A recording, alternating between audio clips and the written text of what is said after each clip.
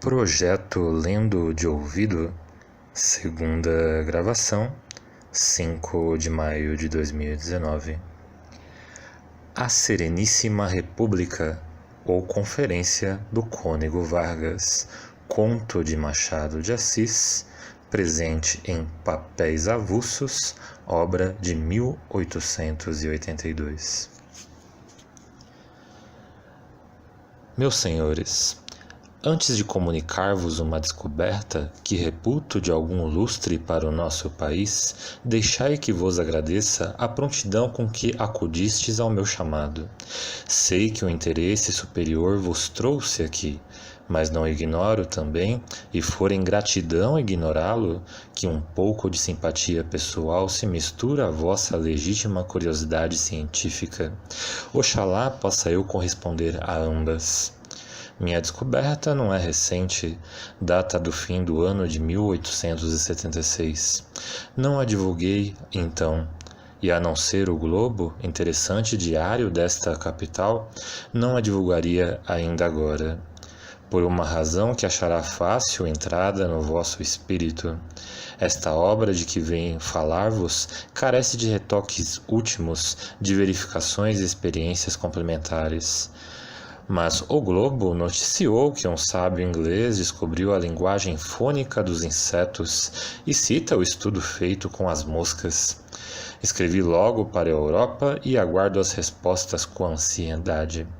Sendo certo, porém, que pela navegação aérea, invento do padre Bartolomeu, é glorificado o nome estrangeiro, enquanto o do nosso patrício mal se pode dizer lembrado dos seus naturais. Determinei evitar a sorte do ensino voador, vindo a esta tribuna proclamar alto e bom som à face do universo que muito antes daquele sábio e fora das ilhas britânicas, um modesto naturalista descobriu coisa idêntica e fez com ela obra superior. Senhores, vou assombrar-vos como teria assombrado Aristóteles se lhe perguntasse: credes que se possa dar regime social às aranhas? Aristóteles responderia negativamente, como vós todos, porque é impossível crer que jamais se chegasse a organizar socialmente esse articulado arisco, solitário, apenas disposto ao trabalho e dificilmente ao amor. Pois bem, esse impossível filo eu. Ouço um riso no meio do sussurro de curiosidade. Senhores, cumpre vencer os preconceitos. A aranha parece-vos inferior, justamente porque não a conheceis. Amais o cão, prezais o gato e a galinha, e não advertis que a aranha não pula nem ladra como o cão, não mia como o gato, não cacareja como a galinha, não zune nem morde como o mosquito, não nos leva o sangue e o sono como a pulga. Todos esses bichos são modelo acabado da vadiação e do parasitismo. A mesma formiga, tão gabada por certas qualidades boas, dá no nosso açúcar e nas nossas plantações e funda sua propriedade roubando a alheia. A aranha, senhores, não nos aflige nem defrauda. Apanha as moscas, nossas inimigas, fia, tece, trabalha e morre. Que melhor exemplo de paciência, de ordem, de previsão, de respeito e de humanidade? Quanto aos seus talentos, não há duas opiniões. Desde Plínio até Darwin, os naturalistas do mundo inteiro formam um só coro de admiração em torno desse bichinho, cuja maravilhosa teia a vassoura inconsciente do vosso criado destrói em menos de um minuto. Eu repetiria agora esses juízos, se me sobrasse tempo. A matéria, porém, excede o prazo. Sou constrangido a abreviá-la. Tenho-os aqui, não todos, mas quase todos. Tenho, entre eles, esta excelente monografia de Bichner, que com tanta sutileza estudou a vida psíquica dos animais. Citando Darwin e Bichner, é claro que me restringo à homenagem cabida a dois sábios de primeira ordem, sem de nenhum modo absolver, e as minhas vestes o proclamam, as teorias gratuitas e errôneas do materialismo. Sim, senhores, descobri uma espécie araneída que dispõe do uso da fala. Coligi alguns, depois muitos dos novos articulados e organizei-os socialmente. O primeiro exemplar dessa aranha maravilhosa apareceu-me no dia 15 de dezembro de 1876. Era tão vasta, tão colorida, dorso rubro, com listras azuis transversais, tão rápida nos movimentos e às vezes tão alegre que de tudo me cativou a atenção. No dia seguinte vieram mais 3 e as 4 tomaram posse de um recanto de minha chácara. Estudei-as longamente, achei-as admiráveis. Nada, porém, se pode comparar ao pasmo que me causou a descoberta do idioma araneída. Uma língua, senhores, nada menos que uma língua rica e variada, com a sua estrutura sintática, os seus verbos, conjugações, declinações, casos latinos e formas onomatopeicas. Uma língua que estou gramaticando para uso das academias, como o fiz sumariamente para o meu próprio uso. E filo, notai bem, vencendo dificuldades aspérrimas com uma paciência extraordinária. 20 vezes desanimei, mas o amor da ciência dava-me forças para remeter a um trabalho que hoje declaro, não chegaria a ser feito 2 vezes na vida do mesmo homem. Guardo para outro recinto a descrição técnica do meu aracneídeo e a análise da língua. O objeto desta conferência é, como disse, ressalvar os direitos da ciência brasileira por meio de um protesto em tempo, e isto feito dizer-vos a parte em que reputa a minha obra superior à do sábio de Inglaterra. Devo demonstrá-lo e para este ponto chamo a vossa atenção. Dentro de um mês tinha comigo 20 aranhas, no mês seguinte 55. Em março de 1877 contava 490. 2 forças serviram principalmente à empresa de as congregar. O emprego da língua delas, desde que pude discerni-la um pouco, e o sentimento de terror que lhes infundi. A minha estatura, as vestes talares, o uso do mesmo idioma, fizeram-lhes crer que era eu o deus das aranhas, e desde então adoraram-me. E vede o benefício desta ilusão, como as acompanhasse com muita atenção e miudeza, lançando em um livro as observações que fazia, cuidaram que o livro era o registro dos seus pecados e fortaleceram-me ainda mais na prática das virtudes. A flauta também foi um grande auxiliar. Como sabeis, ou deveis saber, elas são doidas por música. Não bastava associá-las, era preciso dar-lhes um governo idôneo. Hesitei na escolha, muitos dos atuais pareciam-me bons, alguns excelentes, mas todos tinham contra si o existirem. Explico-me. Uma forma vigente de governo ficava exposta a comparações que poderiam amesquinhá-la. Era-me preciso ou achar uma forma nova, ou restaurar alguma outra abandonada. Naturalmente adotei o segundo alvitre, e nada me pareceu mais acertado do que uma república. A maneira de Veneza, o mesmo molde e até o mesmo epiteto. Obsoleto, sem nenhuma analogia, em suas feições gerais, com qualquer outro governo vivo. Cabia-lhe ainda a vantagem de um mecanismo complicado, o que era meter à prova as aptidões políticas da jovem sociedade. Outro motivo determinou a minha escolha. Entre os diferentes modos eleitorais da antiga Veneza, figurava o do saco e bolas, iniciação dos filhos da nobreza no serviço do Estado. Metiam-se as bolas com os nomes dos candidatos no saco e extraía-se anualmente um certo número, ficando os eleitos desde logo aptos para as carreiras públicas. Este sistema fará rir aos doutores do sufrágio. A mim não. Ele exclui os desvarios da paixão, os desasos da inépcia, o congresso da corrupção e da cobiça. Mas não foi só por isso que eu aceitei. Tratando-se de um povo tão exímio na fiação de suas teias, o uso do saco eleitoral era de fácil adaptação, quase uma planta indígena. A proposta foi aceita.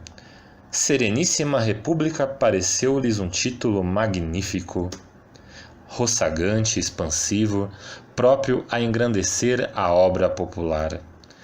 Não direis, senhores, que a obra chegou à perfeição, nem que lá chegue tão cedo.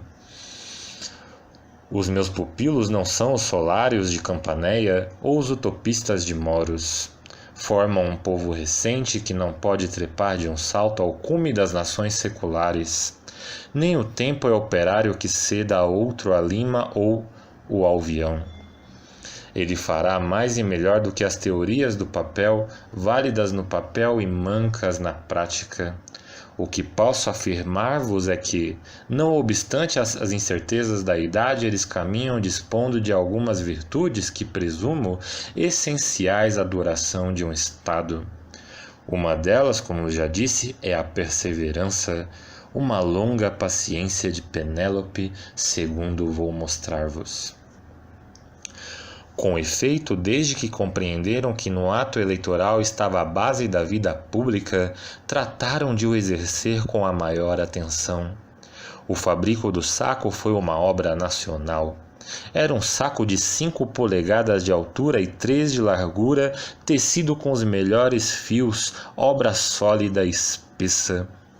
Para compô-la foram aclamadas 10 damas principais que receberam o título de Mães da República, além de outros privilégios e furos. Uma obra-prima, podeis crê-lo. O processo eleitoral é simples. As bolas recebem os nomes dos candidatos, que provarem certas condições, e são escritas por um oficial público denominado das inscrições.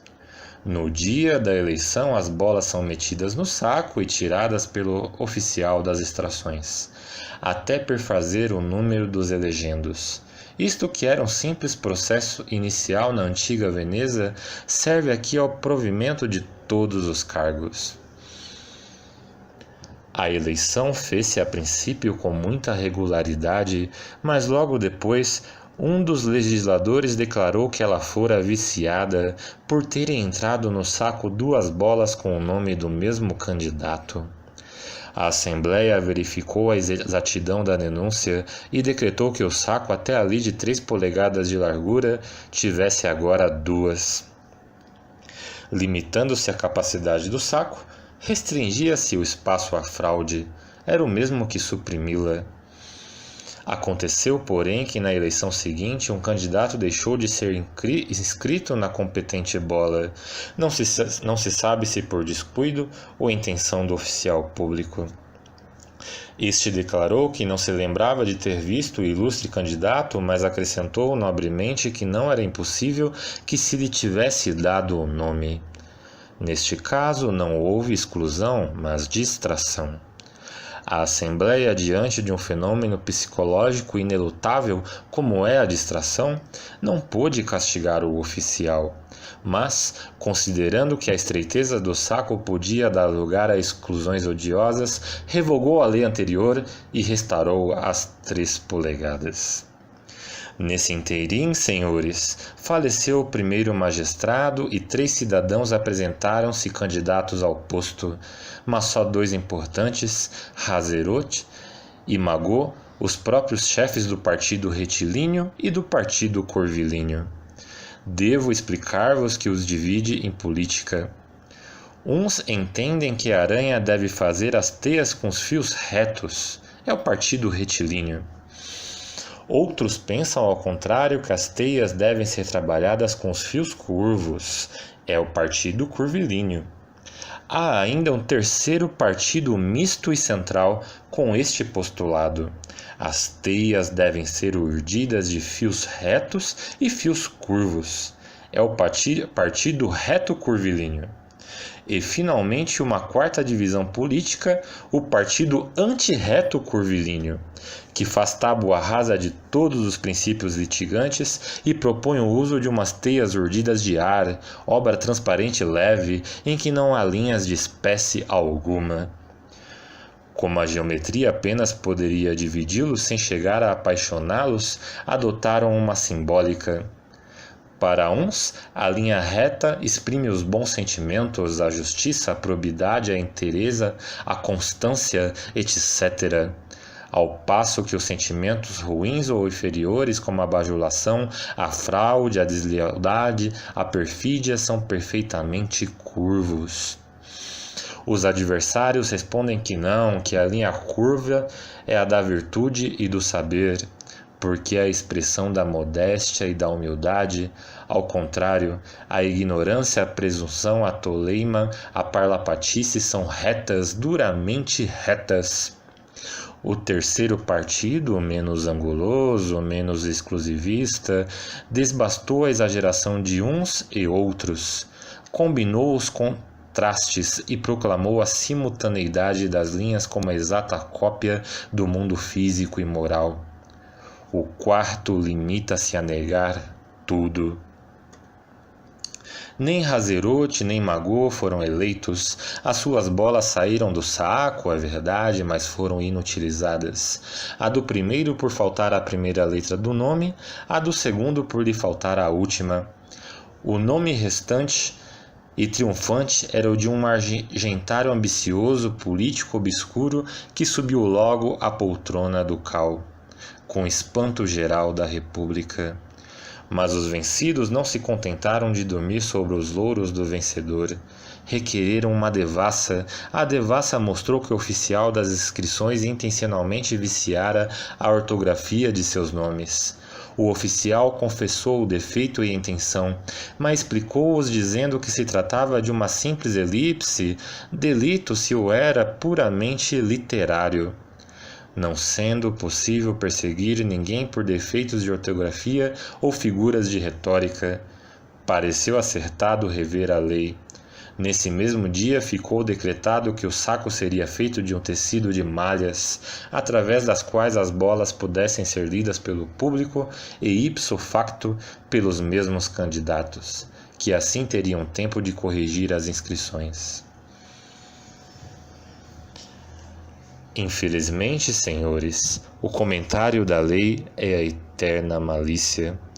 A mesma porta aberta à lealdade serviu à astúcia de um certo Nabiga, que se conchavou com o oficial das extrações para haver um lugar na Assembleia.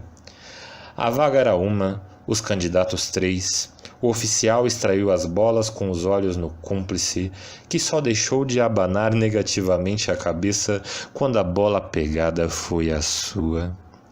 Não era preciso mais para condenar a ideia das malhas.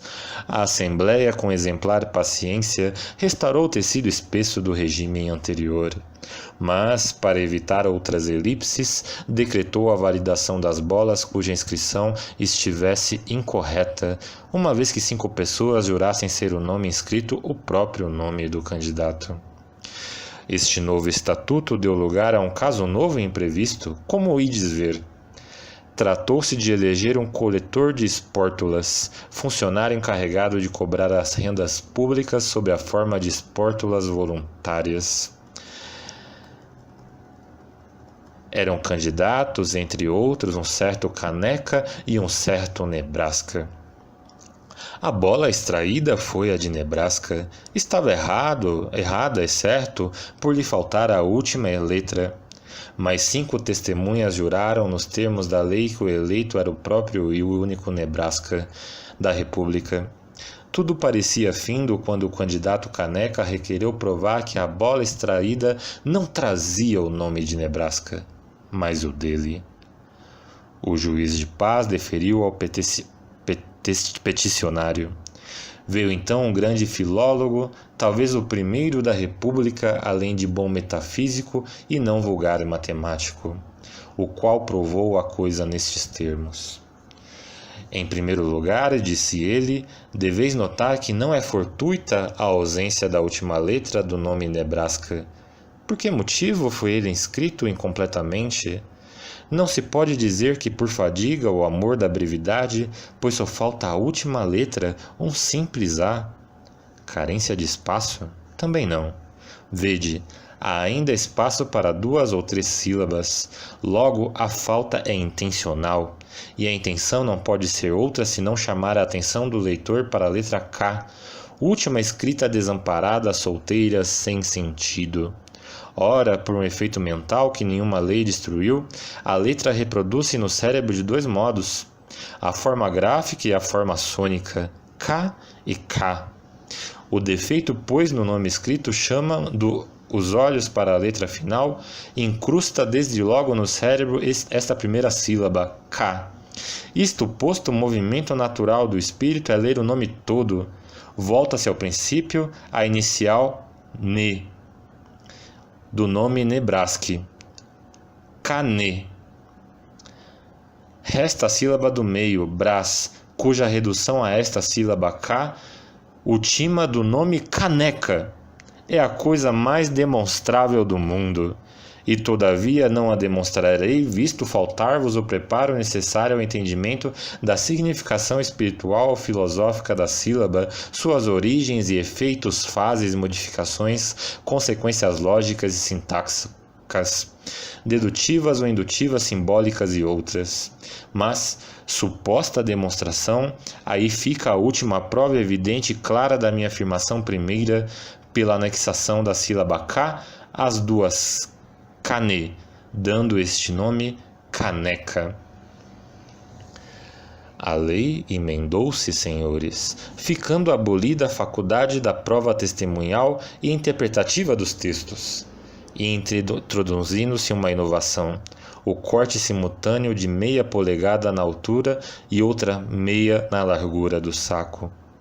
Esta emenda não evitou um pequeno abuso na eleição dos alcaides, e o saco foi restituído às dimensões primitivas, dando-se-lhe, todavia, a forma triangular. Compreendeis que esta forma trazia consigo uma consequência, ficando muitas bolas no fundo. Daí a mudança para a forma cilíndrica. Mais tarde deu-se-lhe o aspecto de uma ampulheta, cujo inconveniente se reconheceu ser igual ao triângulo, e então adotou-se a forma de um crescente, etc. Muitos abusos, descuidos e lacunas tendem a desaparecer, e o restante terá igual destino, não inteiramente de certo, pois a perfeição não é deste mundo. Mas na medida e nos termos do conselho de um dos mais circunspectos cidadãos da minha república, Erasmus, cujo último discurso sinto não poder dar-vos integralmente, encarregado de notificar a última resolução legislativa às 10 damas, incumbidas de urdir o saco eleitoral, Erasmus contou-lhes a fábula de Penélope, que fazia e desfazia a famosa teia à espera do esposo Ulisses. Vós sois a Penélope da nossa república, disse ele ao terminar. Tendes a mesma castidade, paciência e talentos. Refazei o saco, amigas minhas. Refazei o saco até que Ulisses, cansado de dar as pernas, venha tomar entre nós o lugar que lhe cabe. Ulisses é a sapiência.